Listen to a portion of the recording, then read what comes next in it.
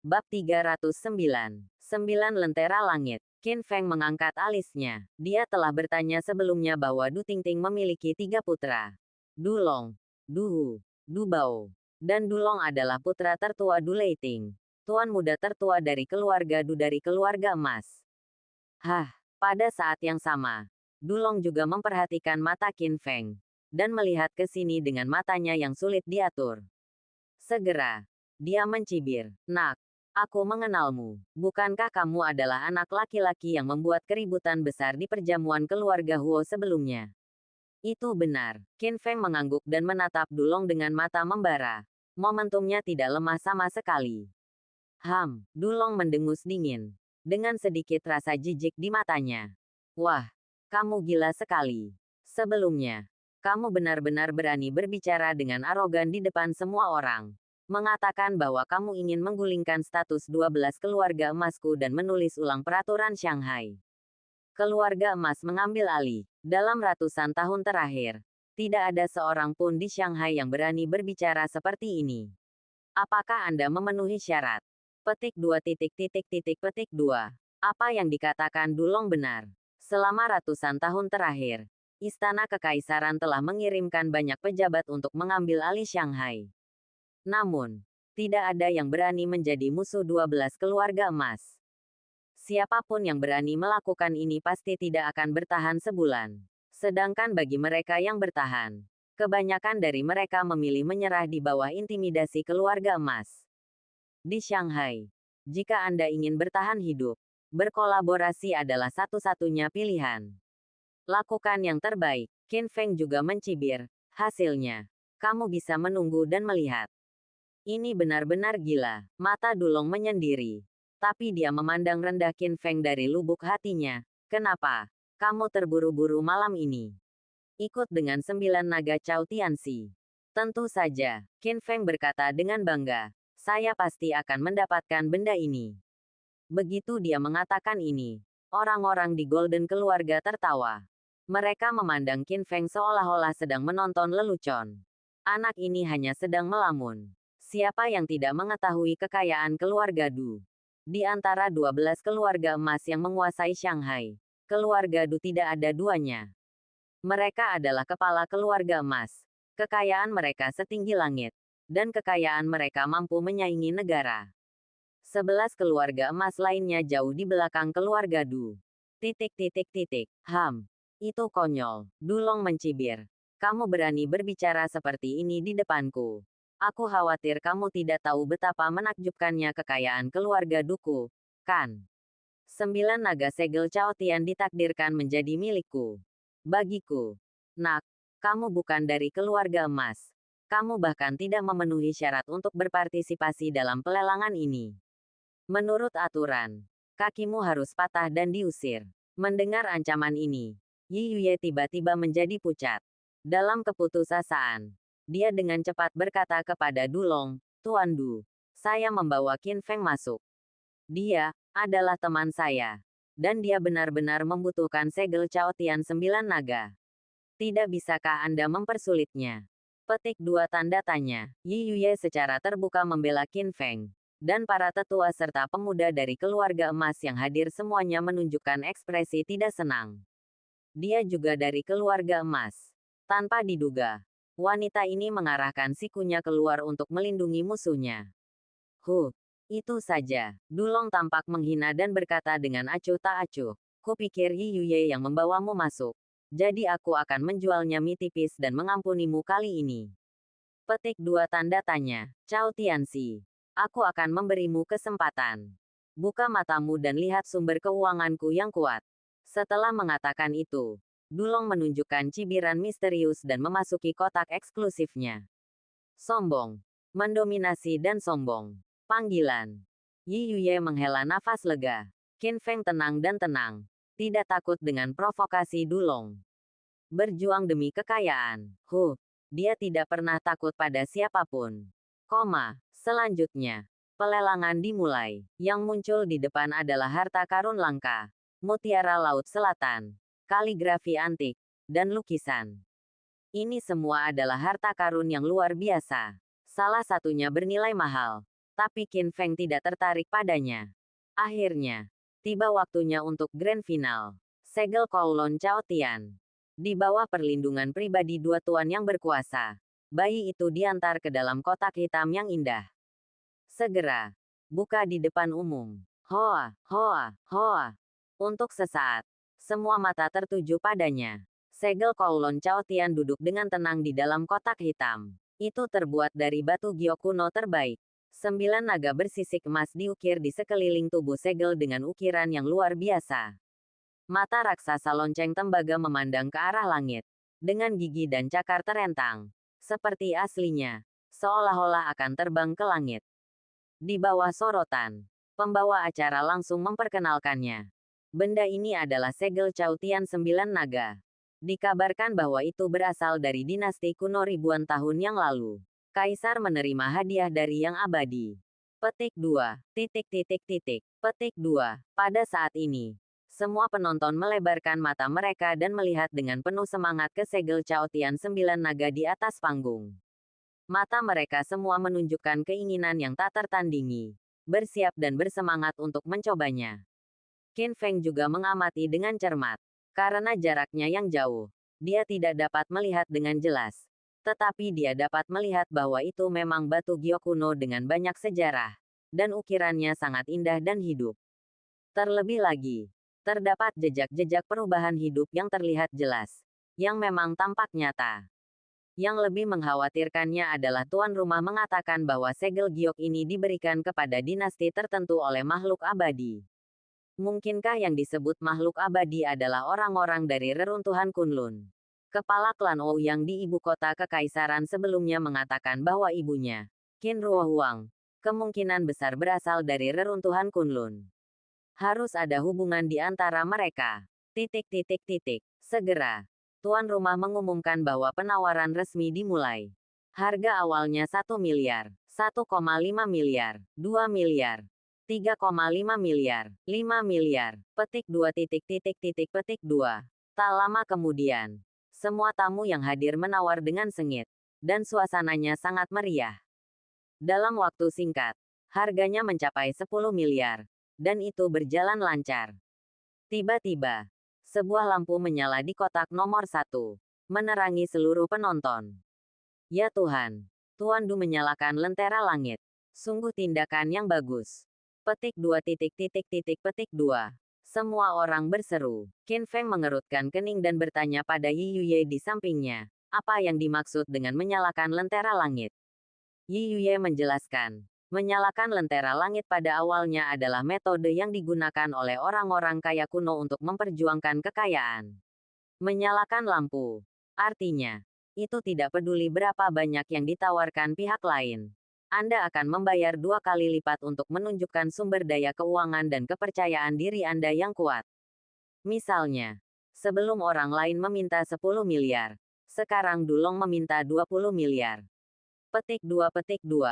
Itu dia. Setelah mendengar ini, Qin Feng mengangguk. Dan kemudian dia tiba-tiba membuat gerakan yang luar biasa.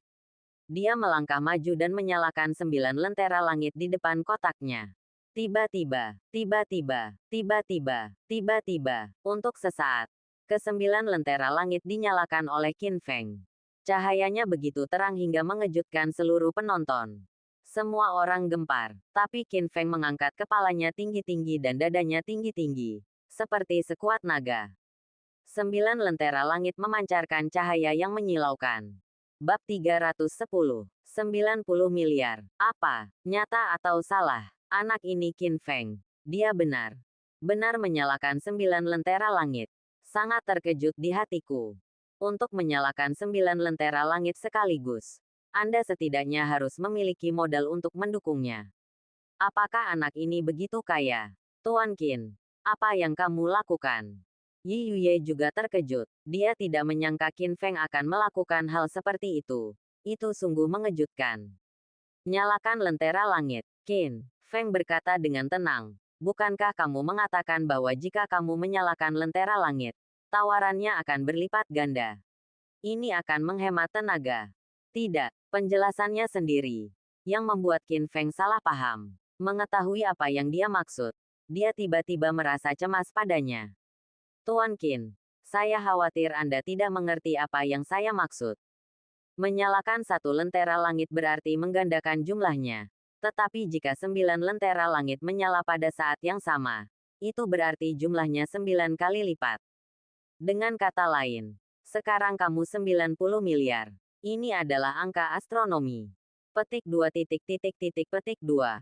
Setelah mendengar ini, ekspresi Qin Feng tetap tenang dan dia berkata, saya tahu. Apa? Yi Yuye terkejut lagi. Dia awalnya mengira Qin Feng salah memahami maksudnya dan secara tidak sengaja menyalakan 9 lentera. Tanpa diduga, dia melakukan ini dengan sengaja. Itu 90 miliar. Memiliki kekayaan yang begitu mengerikan sudah cukup untuk menduduki puncak daftar kekayaan Gritsia, apalagi uang tunai. Apakah dia benar-benar mampu membelinya? Mendengar kata-kata arogan Qin Feng, semua orang di rumah lelang tercengang dan tidak bisa menahan diri untuk tidak berseru. 90 miliar, bukankah anak ini bercanda? Kekayaan yang luar biasa. Bagaimana dia, seorang komandan perang yang baru diangkat, bisa mendapatkannya? 2 kali, sekali. Adalah seorang pemimpin negara yang melakukan tur dengan menyamar. Dan di lain waktu adalah Lord Bailey yang hilang. Yang menyalakan 9 lentera langit untuk senyuman dari Pomeranian. Tetapi pada akhirnya hal itu secara langsung menyebabkan keluarga tersebut bangkrut, semalam. Tanda seru, abadi, saat ini. Bahkan Dulong, putra tertua keluarga Du, yang duduk di aula 1, tampak sangat terkejut. 90 miliar, saya tidak menyangka kepercayaan diri anak ini begitu kuat. Namun, Dulong kemudian menyipitkan matanya dengan curiga. Bisakah Qin Feng benar-benar mampu membayar harga setinggi itu? Dengar, saat semua orang terlihat kaget, Qin Feng membuka tirai manik-manik, berjalan keluar dari kotak dan mendekati pagar, memandang dengan bangga ke seluruh tempat. Segel Kowloon Chaotian. Aku, Qin Feng, pasti menang hari ini. Tidak ada yang bisa menandingiku. Jika kamu tidak yakin, maka nyalakan lentera langit untuk bersaing denganku. Aku akan menemanimu ke akhir. Pada saat ini, Qin Feng mendominasi, mengejutkan seluruh penonton. Seluruh rumah lelang terkejut. Ini, mata semua tamu terkejut. Tidak bisa berkata-kata. Dan semuanya tetap diam. Meskipun mereka semua berasal dari keluarga emas, dengan garis langsung dan agunan. Mereka bahkan tidak mampu membayar harga setinggi 90 miliar untuk segel giok. Sekalipun kita kembali untuk mengumpulkan uang, waktunya tidak cukup. Selain itu, menghabiskan begitu banyak uang untuk membeli segel giok seperti itu tidaklah sepadan. Karena sudah melebihi nilainya sendiri. Di rumah lelang yang sunyi, menghadapi tantangan Qin Feng, tidak ada yang berani mengatakan sepatah kata pun untuk waktu yang lama.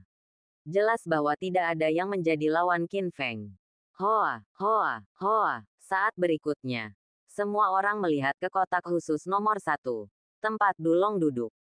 Anda tahu, Dulong adalah putra tertua dari keluarga Du, kepala 12 keluarga emas.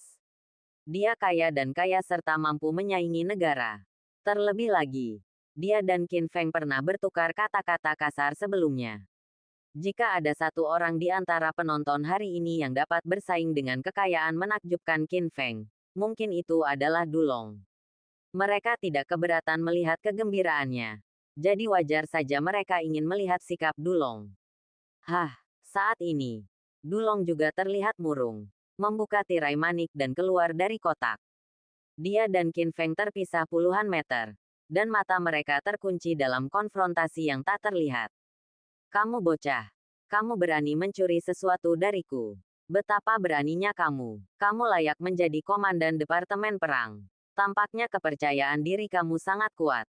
Berhenti bicara omong kosong. Dia berkata dengan nada mendominasi. Bukankah kamu mengatakan kamu ingin merebut segel Chaotian 9 naga dariku? Lalu teruslah menawar dan biarkan bawahan kita melihat segel aslinya. Petik 2. Bahkan jika kamu kuat, aku tidak akan berdebat denganmu tentang segel Jiulong Chaotian ini. Apa? Begitu pernyataan ini keluar, seluruh penonton terkejut. Ini Dulong. Ia adalah putra tertua Du Leiting. Raja Shanghai dan Haihai. Ia memiliki status bangsawan dan kekayaan yang mencengangkan. Mungkinkah Dulong ini bukan tandingan anak ini Qin Feng? Sangat menakjubkan. Tapi kemudian, Dulong tiba-tiba mengubah topik pembicaraan dan menyeringai. Segel Kowloon Chaotian bisa menjadi milikmu. Tetapi hanya jika kamu mampu membayar 90 miliar. Dipotong. Dan mata mereka dicungkil. Cabut lidahnya. Potong telinganya. Dan buang keluar pintu. Petik 2. Setelah mendengar ini, semua orang di ruangan itu ketakutan. Bagus. Ini adalah aturan rumah lelang Starlight. Jika Anda menyalakan lentera langit tetapi tidak dapat membayarnya, Anda harus membayar harganya dengan darah. Adapun Qin Feng, anak ini cukup kuat.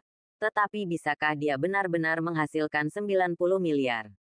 Sudah berakhir. Saat ini, kecantikan Yi Yuye juga pucat. Dia berharap Qin Feng tidak akan pernah bisa mendapatkan uang sebanyak itu.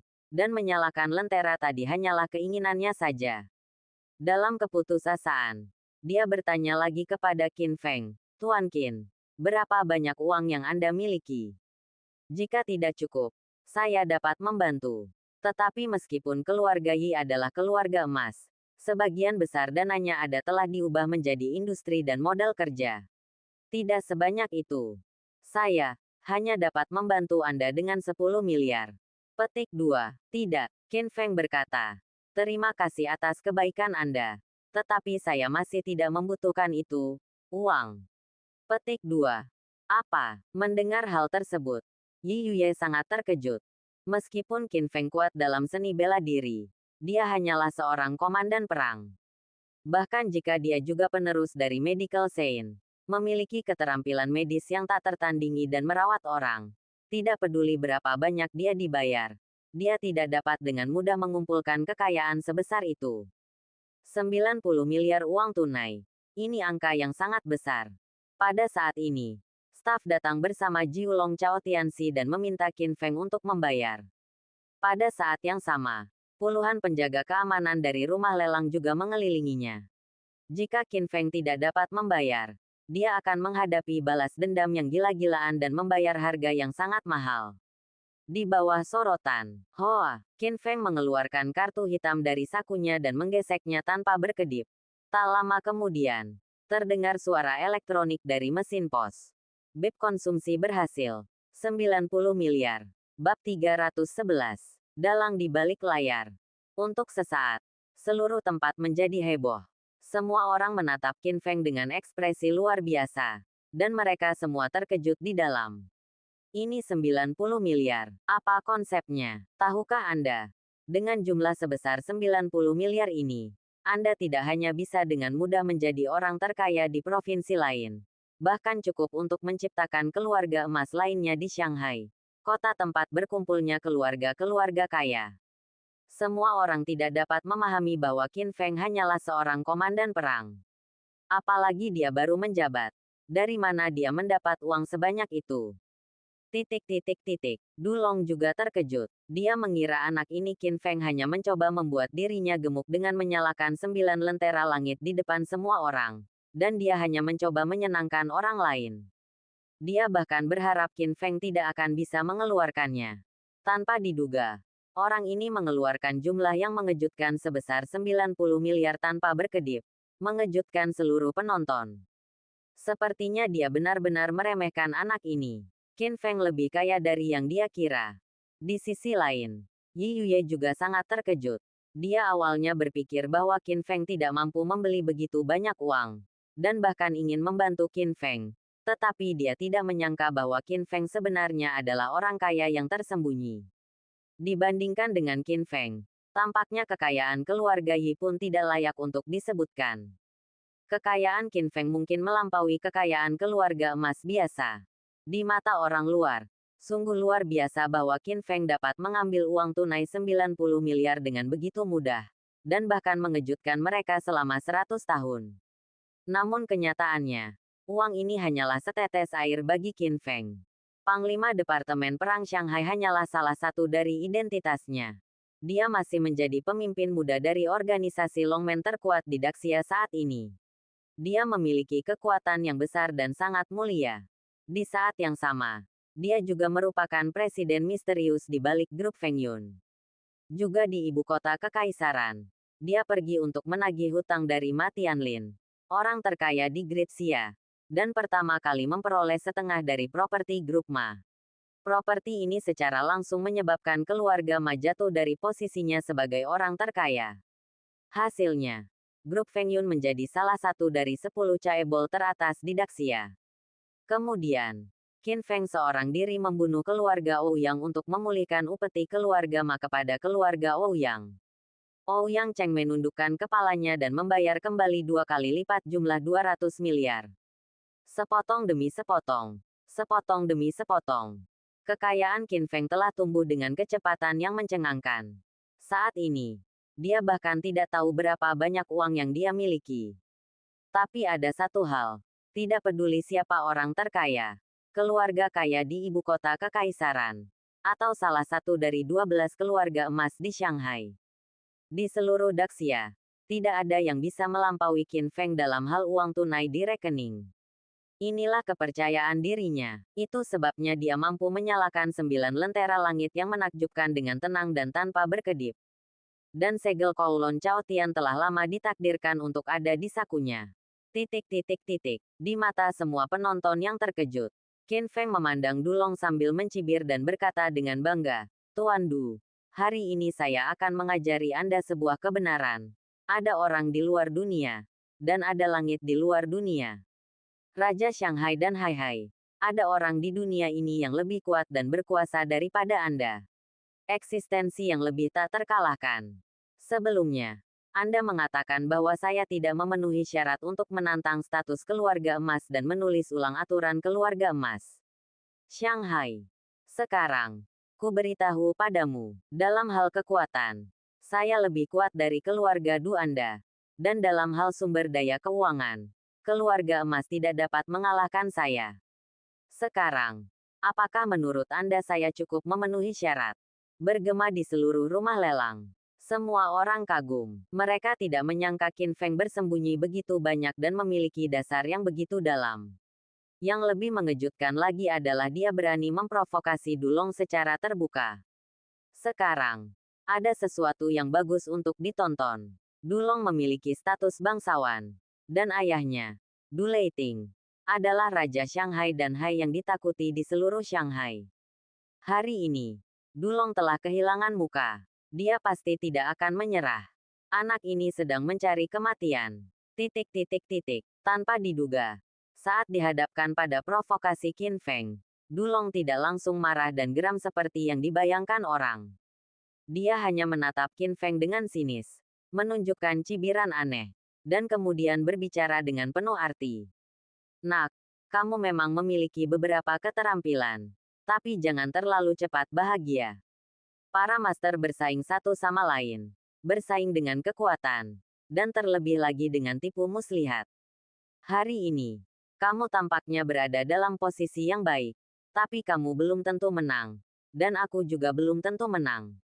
Kamu akan kalah. Kita lihat saja nanti." Apa? Mendengar ini, semua orang di sekitar mereka menunjukkan ekspresi bingung. Saya pikir Dulong akan marah dan membalas ketika dia kehilangan muka. Tetapi tanpa diduga, dia ternyata menjadi sangat tenang, dan kata-katanya agak tidak bisa dimengerti. Apa yang dia maksud dengan ini? Di tengah tatapan tak terduga dan bingung, Dulong terus menyeringai, memasukkan tangannya ke dalam saku, dan berjalan pergi dengan sikap angkuh, bebas dan sombong. Qin Feng menarik pandangannya, dan setelah menyelesaikan formalitas, dia menerima segel Cao Tian 9 naga dan meninggalkan lelang cahaya bintang. Dulong, putra tertua keluarga Du, tidak mengatur siapapun untuk mencegatnya di tengah jalan. Semuanya sangat damai dan tidak terjadi apa-apa. Ini benar. Bagaimanapun juga, Qin Feng sebelumnya mengadakan pesta ulang tahun untuk keluarga Huo, dan bahkan membunuh Hong Gaixi, tuan muda tertua dari keluarga Hong di dunia seni bela diri kuno. Dan dia luar biasa. Jika tidak diperlukan, bahkan keluarga Du tidak akan berani menggunakan kekerasan dengan mudah. Tapi hanya kata-kata yang ditinggalkan Dulong sebelum pergi yang memiliki arti tidak jelas, yang membuat Qin Feng berbau sedikit aneh. Untuk sesaat, dia tidak dapat memahaminya. Namun, ada satu hal yang lebih penting dari ini saat ini. Qin Feng memarkir mobil di tepi sungai dan menelepon bawahannya Zhu Xiaojun. Biarkan dia menggunakan kekuatan jaringan intelijen Longmen untuk menyelidiki siapa penjual misterius yang menyediakan segel Kowloon Chaotian malam ini. Jika ini benar-benar peninggalan ibuku, maka penjual misterius ini pasti ada hubungannya dengan dia. Jika Anda menemukan penjual ini, Anda mungkin dapat mengetahui lebih banyak tentang ibu Anda dan bahkan keberadaannya. Segera, Zhu Xiaojun mengambil tindakan. Berkat status Qin Feng sebagai Panglima Departemen Perang Shanghai, dia diam-diam menemukan cara untuk masuk ke Shanghai demi Zhu Xiaojun dan saudara-saudara lain di bawah komandonya, dan dia dapat bergerak lebih bebas. Dan sistem intelijen Longmen tidak sia-sia. Setelah sekian lama, Zhu Xiaojun secara pribadi pergi menemui Qin Feng. Qin Feng mengira dia telah membawa kabar baik, tetapi siapa yang tahu? Tuan muda, sesuatu yang buruk telah terjadi. Kita telah direncanakan untuk melawan. Begitu dia turun dari mobil, Zhu Xiaojun tampak malu. Matanya dipenuhi dengan rasa kewalahan kemarahan, dan tinjunya mengepal.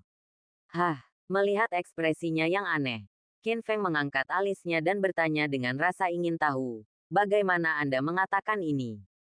Tuan muda, Anda tidak tahu sesuatu. Zhu Xiaojun berkata dengan marah. Baru saja, saya menelepon seseorang semuanya telah diketahui. Malam ini, penjual misterius segel Kowloon Chaotian tidak lain adalah keluarga Du, kepala keluarga emas Shanghai. Petik 2. Dalang yang bersembunyi di kegelapan adalah Raja Shanghai, Du Leiting. Petik 2. Bab 312. Wanita tertua dari keluarga Du. Apa? Setelah mendengar ini, wajah Qin Feng berubah liar. Keluarga Du. Dia tidak pernah menyangka bahwa penjual misterius di balik segel Kowloon Chaotian sebenarnya adalah Du Leiting. Sebuah firasat buruk datang padanya. Sialan. Qin Feng sangat marah. Dan wajahnya tiba-tiba berubah jelek. Sekarang, ketika dia mengingat kata-kata Dulong sebelumnya, dia menyadari bahwa dia telah ditipu. Semua ini ternyata adalah jebakan yang dibuat oleh keluarga Du.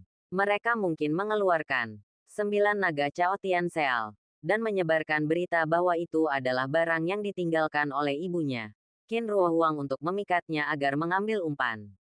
Agar dia bisa lebih baik jatuh ke dalam perangkap dan tidak menimbulkan kecurigaan. Dia bahkan sengaja mengirim orang seperti Dulong untuk memprovokasi dan bersaing secara langsung. Dari awal sampai akhir, dia jatuh ke dalam perangkap tercela keluarga Du tanpa menyadarinya. Tapi sekarang aku memikirkannya setelah kejadian itu. Aku merasa penuh keraguan. Tidak heran, menurut identitas dan karakter Dulong, bagaimana dia masih bisa menyerah setelah dirampas dari apa yang diinginkannya tanpa mengirim siapapun untuk merampok atau membalas. Sekarang, Qin Feng tiba-tiba menyadari dan menemukan semua keraguannya. Sayangnya, semuanya sudah terlambat. Nama ibu Qin Ruohuang dianggap tabu di Shanghai. Perintah ini diberikan oleh Du Leiting, yang menunjukkan bahwa nama tersebut terkait erat dengan keluarga Du. Dia seharusnya memikirkan semua ini, tapi dia ceroboh. Sekarang dia telah ditipu oleh keluarga Du, dan uang tunai 90 miliar juga telah masuk ke kantong keluarga Du. Itu tidak masuk akal. Zhu Xiaojun juga sangat marah, mengertakkan gigi dan berkata dengan marah, keluarga Du ini benar-benar tercela. Mereka benar-benar berkomplot melawan Anda, Tuan Muda. Saya benar-benar tidak bisa menelan bau mulut ini. Tidak bahagia. Dan bahkan sekarang dia merasa sedikit frustrasi. Setelah mengetahui bahwa keluarga Du memiliki hubungan dengan ibunya, dia selalu ingin melawan keluarga Du. Tanpa diduga, dalam konfrontasi pertama yang tak terlihat ini, dia jatuh ke dalam perangkap dan dikalahkan sepenuhnya. Du Leiting memang seekor rubah tua. Orang seperti ini yang paling berbahaya. Itu dia. Qin Feng mendengus dingin, menekan api rahasia di dalam hatinya dan berkata, biarkan keluarga Du menjadi sombong untuk sementara waktu. Dan ketika aku mengetahui berita tentang ibuku, Aku akan membiarkan keluarga Du meludahkannya. Semua uang dan keuntungan. Tidak kurang. Bukannya aku tidak akan membayarnya kembali. Waktunya belum tiba. Petik 2. Aku akan mencatat hutang ini. Rumah keluarga Jiang. Begitu mereka memasuki pintu, mereka menemukan bahwa Lin Qingge dan Jiang Ruolin sedang bersiap-siap untuk berbelanja. Shanghai adalah ibu kota mode, dan kehidupan malam di sini cukup mengasyikkan. Sekarang Lin Qingge sedang hamil. Qin Feng tidak bisa mengkhawatirkannya. Jadi dia pergi bertindak sebagai pelindung bunga bersama. Selanjutnya, Qin Feng, Lin Qingge, dan Jiang Ruolin pergi ke Mall Guojin di pusat kota bersama-sama. Ini adalah salah satu pusat perbelanjaan paling mewah di Shanghai. Ramai dengan aktivitas dan penuh dengan merek-merek mewah. Dua wanita cantik Lin Qingge dan Jiang Ruolin menarik perhatian banyak orang. Orang-orang yang lewat mengagumi kecantikan kedua wanita tersebut. Bahkan banyak yang berani datang untuk memulai percakapan dan meminta ide WeChat mereka. Namun, mereka semua diusir oleh Qin Feng secara dominan, yang membuat Jiang Ruolin sedikit tidak puas.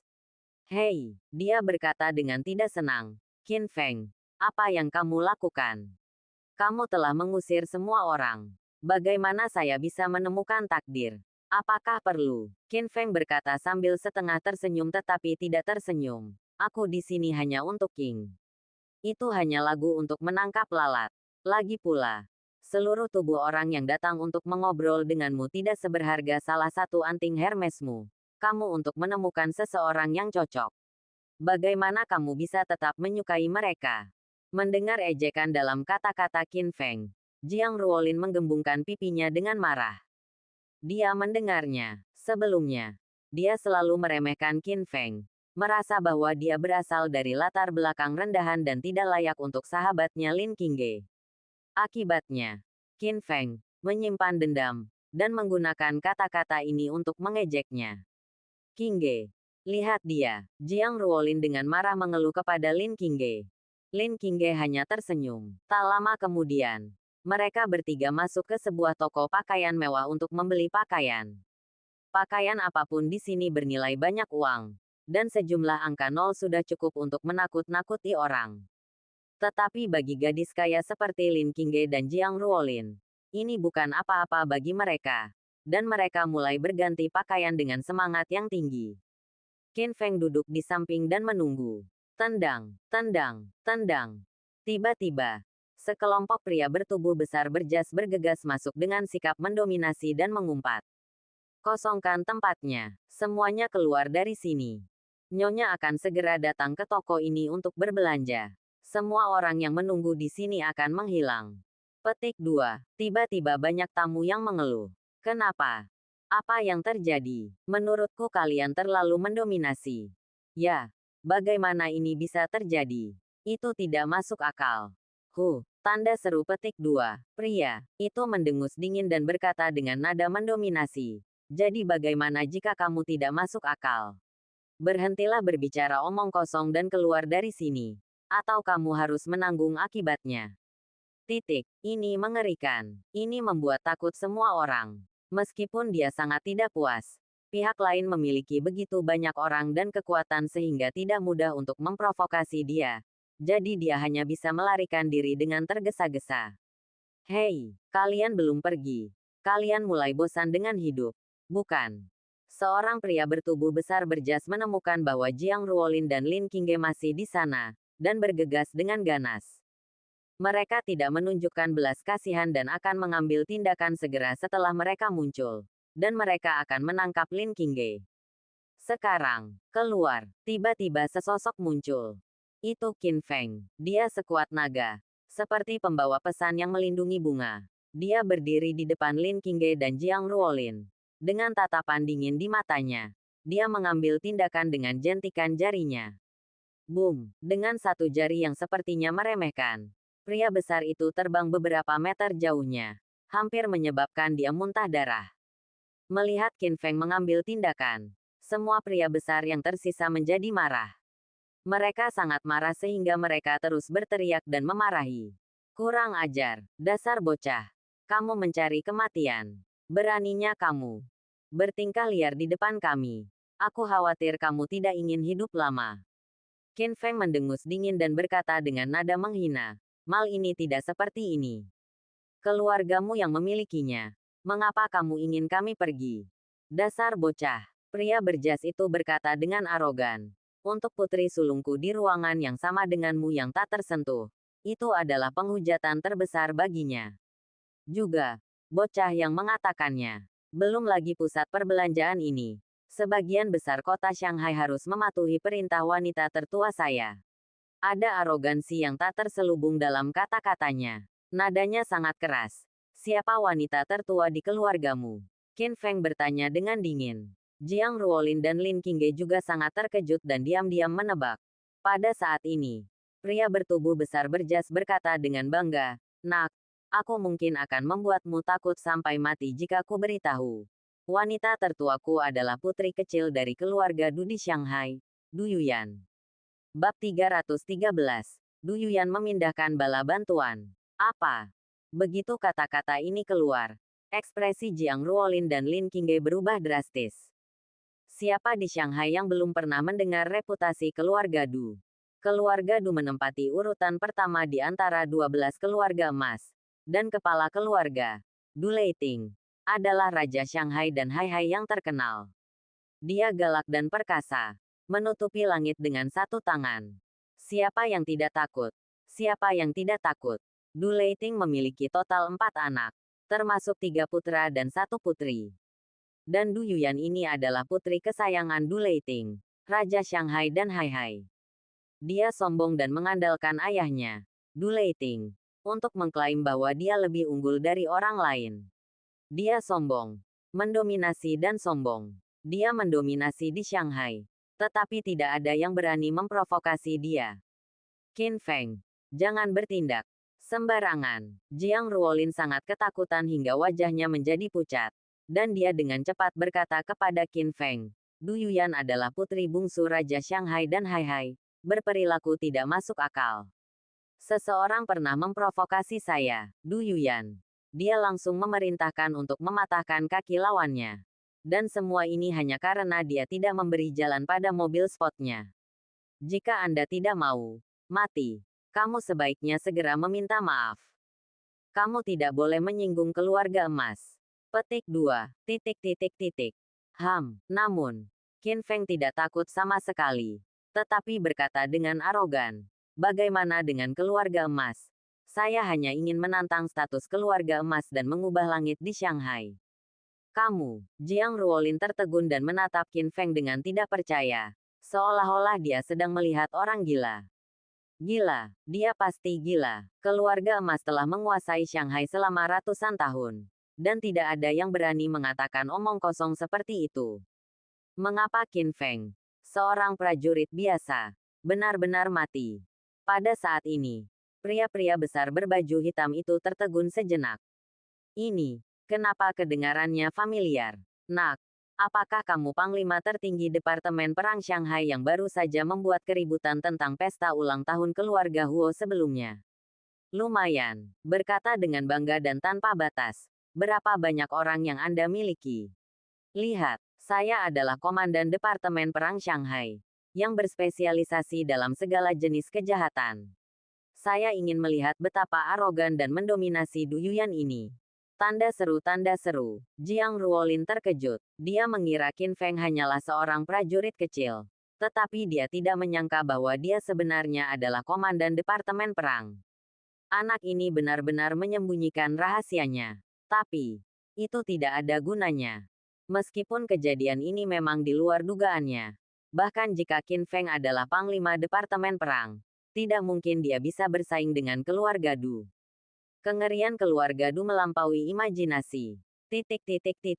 Pada saat ini, tendang, diiringi suara nyaring sepatu hak tinggi. Seorang gadis berambut merah dengan riasan tebal, perhiasan, dan sepasang pakaian Hermes masuk dengan angkuh. Dia memakai kacamata hitam, terlihat sombong, dan terlihat sombong. Yang lebih dibesar-besarkan lagi, di depan dan di belakangnya, ada sekelompok pelayan yang memegang payung dan membawakan tas untuknya, dengan alis yang rendah dan sikap yang sangat hormat. Pertarungan ini seperti seorang putri kerajaan yang sedang berparade dengan kostum. Hah, melihat ada Qin Feng dan 3 orang lainnya hadir di toko, Du Yuyan tiba-tiba mengerutkan kening karena tidak senang, dan segera memarahi penjaga berpakaian hitam. Sampah, bukankah aku sudah memberitahumu untuk membersihkan tempat ini? Mengapa masih ada yang tak tersentuh di sini? Apa yang kamu lakukan untuk mendapatkan makanan? Ah, pemimpin pria berbaju hitam tiba-tiba berkata dengan ketakutan, "Nona." Ketiga orang ini menolak untuk pergi. Terutama orang ini benar-benar memukul orang-orang kita. Ngomong-ngomong, dia bilang dia adalah komandan Departemen Perang Shanghai. Mendengar ini, Du Yuyan melepas kacamata hitamnya dan menatap Qin Feng dengan dingin, mencibir dengan jijik. Kasino IDN 96. Cih, apa hebatnya seorang komandan perang belaka? Setiap komandan hebat di masa lalu adalah seekor anjing yang dibesarkan oleh keluarga emasku. Nak, dengarkan. Petik 2. Tangan mana yang baru saja kamu gunakan? Jika kamu memukulku, potong tanganmu segera. Kalau tidak, aku akan memotongmu menjadi beberapa bagian. Kata-kata arogan ini menakutkan untuk didengar.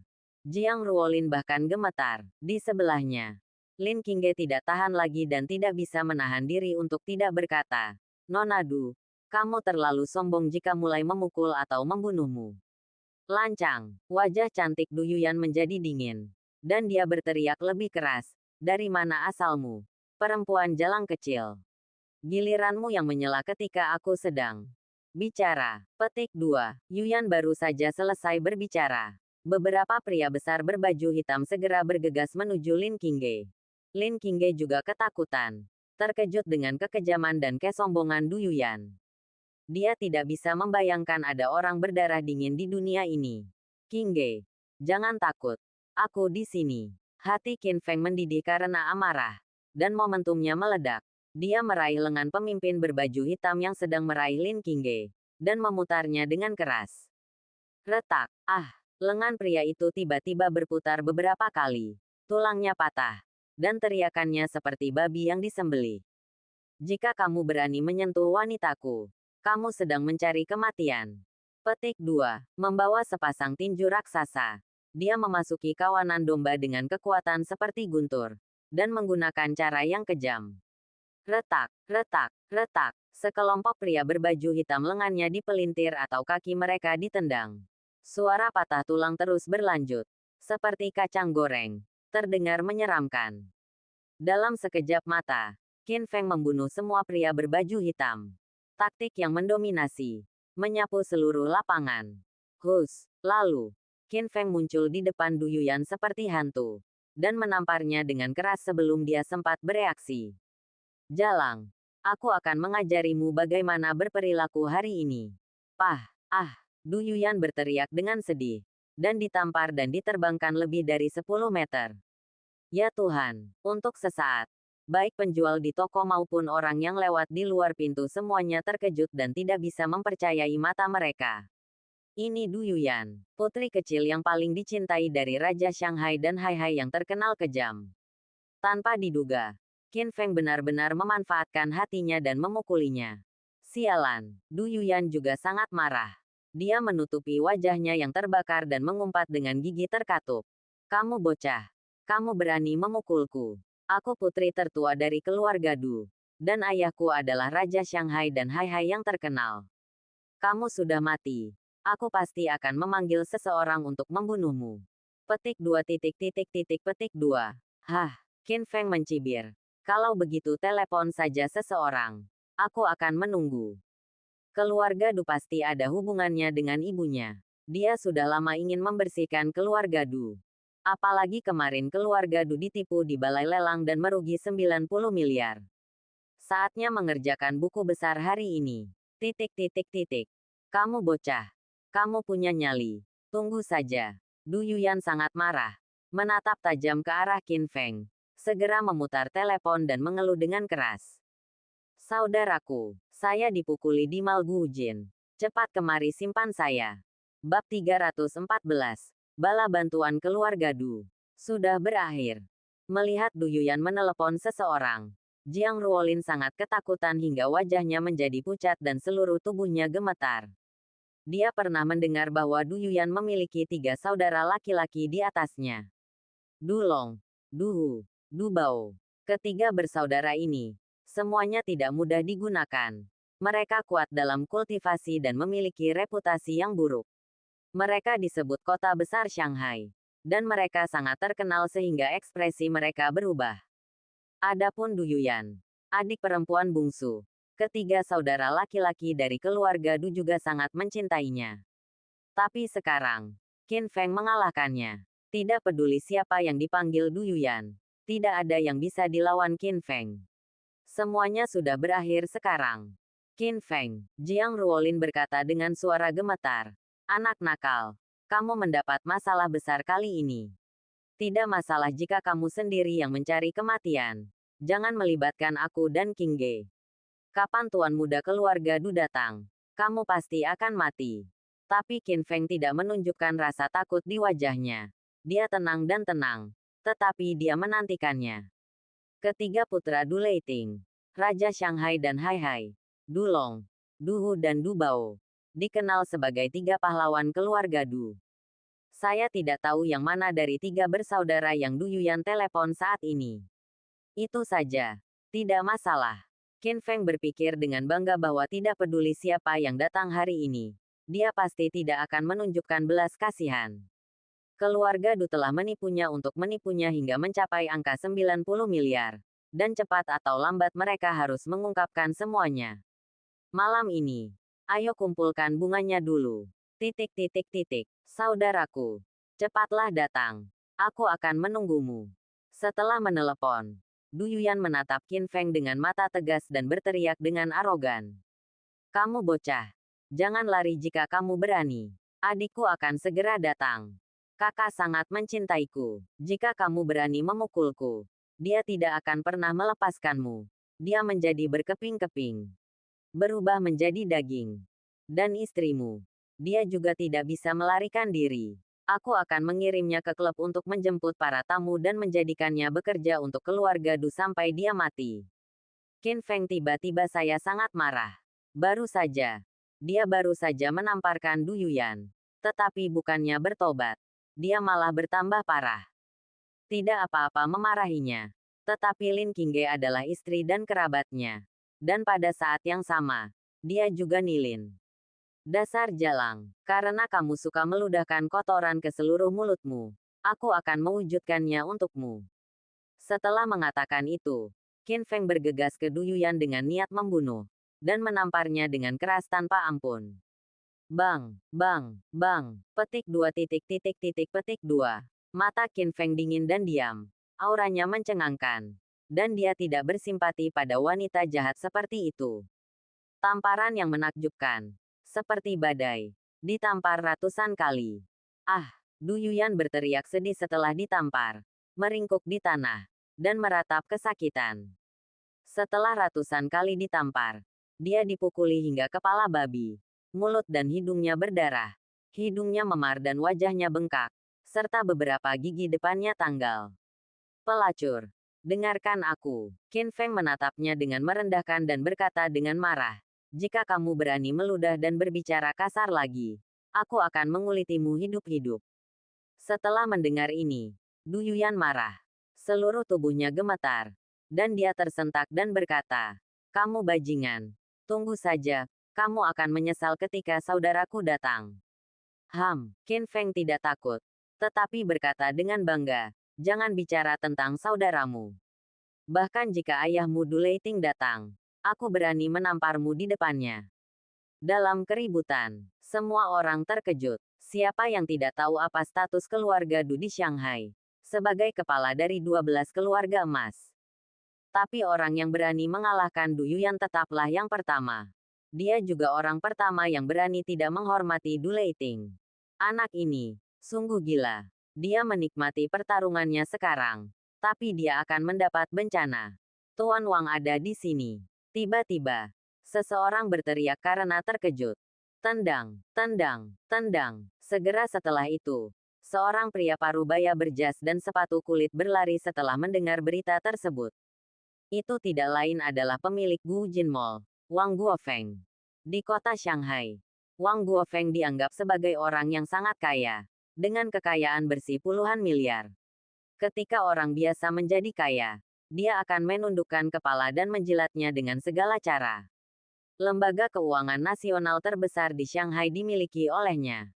Ya Tuhan, Wang Guofeng terkejut saat melihat Du Yuyan, yang hampir dipukuli hingga dia bahkan tidak mengenali ibunya. Ini adalah putri kecil dari keluarga Du Raja Shanghai. Tanpa diduga, dia akan berubah menjadi situasi yang memalukan. Nona Du, Wang Guofeng bertanya dengan kaget. Apa yang terjadi? Bagaimana ini bisa terjadi? Apakah kamu buta? Tanda tanya tanda seru petik 2. Titik. Kakakku akan memotongnya menjadi beberapa bagian. Dan kamu, Wang Guofeng. Ah, aku dipukuli di wilayahmu karena perlindunganmu yang buruk. Kamu tidak bisa lepas dari tanggung jawab. Meskipun dia masih orang kaya yang bernilai puluhan miliar, dibandingkan dengan keluarga Du, Raja Shanghai dan Hainan, dia bahkan tidak layak membawa sepatu. Hanya satu kata dari keluarga Du dapat membunuh separuh hidupnya. Nona Du, Anda sangat murah hati. Jangan khawatir. Saya akan segera membantu Anda menangani bocah yang penuh kebencian ini. Wang Guofeng selesai berbicara dengan suara rendah, menatap Qin Feng dengan marah, dan bergegas dalam 3 atau 2 langkah. Sangat marah dan marah. Sialan, kamu bocah. Kamu sangat berani. Kamu bahkan berani memukul wanita tertua dari keluarga Du. Kamu buta. Aku peringatkan kamu. Kamu harus segera bunuh diri untuk meminta maaf. Keluarga akan terbunuh. Nasib buruk. Petik 2 petik 2. Dalam kegembiraannya, Wang Guofeng menunjuk ke hidung Qin Feng dan mengutuk untuk melampiaskan keluhannya. Berisik, Qin Feng mengerutkan kening dan menamparkan wajah marah Wang Guofeng dengan keras. Wang Guofeng menjerit kesakitan, dan dipukuli dengan sangat keras hingga dia jatuh ke tanah, menutupi wajahnya, dipenuhi kesedihan dan kemarahan. Kamu terlalu sombong. Biar ku beritahu, Shanghai adalah Shanghai milik keluarga Du. Jika kamu bocah berani membuat masalah di sini, kamu ditakdirkan untuk mati. Bahkan tidak repot-repot melihatnya. Dan bahkan tidak repot-repot memperhatikannya.